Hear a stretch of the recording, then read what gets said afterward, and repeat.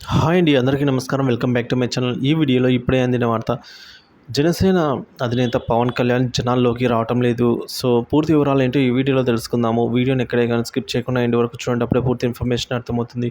వీడియోకి ఒక లైక్ చేయండి ఫ్రెండ్స్. వీడియోలోకి అయితే వెళ్ళిపోదాము.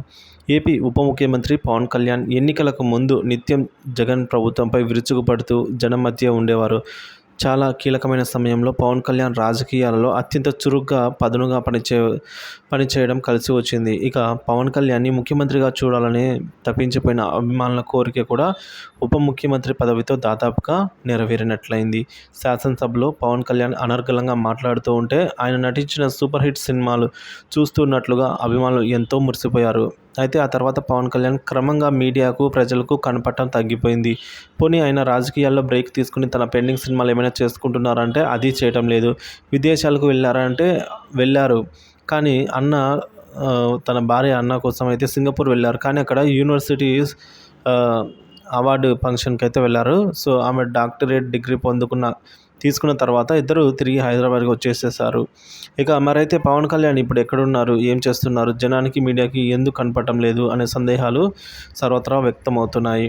ఎన్నికలకు ముందు ఎన్నికల సమయంలో జనసేన సోషల్ మీడియాలో చాలా యాక్టివ్గా ఉండేది. కానీ అది చివరగా జూన్ 21వ తేదీన ట్విట్టర్లో కనిపించింది. పవన్ కళ్యాణ్ చివరిసారిగా జూలై 28న ట్విట్టర్లో కనిపించారు. ఆ తర్వాత ఆయన ఎక్కడ కానీ కనిపించలేదు. పవన్ కళ్యాణ్కి ఉప ముఖ్యమంత్రి పదవితో పాటుగా కీలకమైన గ్రామీణాభివృద్ధి, పంచాయతీరాజ్ శాఖల మంత్రిగా కూడా అయితే ఉన్నారు. కానీ పవన్ కళ్యాణ్ మంత్రి అయిన తర్వాత ఇంతవరకు ఒక గ్రామంలో కూడా పర్యటించలేదు. మరైతే ఏం చేస్తున్నారు?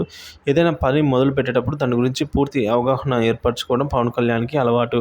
కనుక తన శాఖలు, బాధ్యతలు, అధికారాలు, పనుల గురించి అధ్యయనం చేస్తూ ఇంటి దగ్గరే కూర్చోవటం ఏంటి అని వైసీపీ నాయకులు గట్టిగా మండిపడుతున్నారు.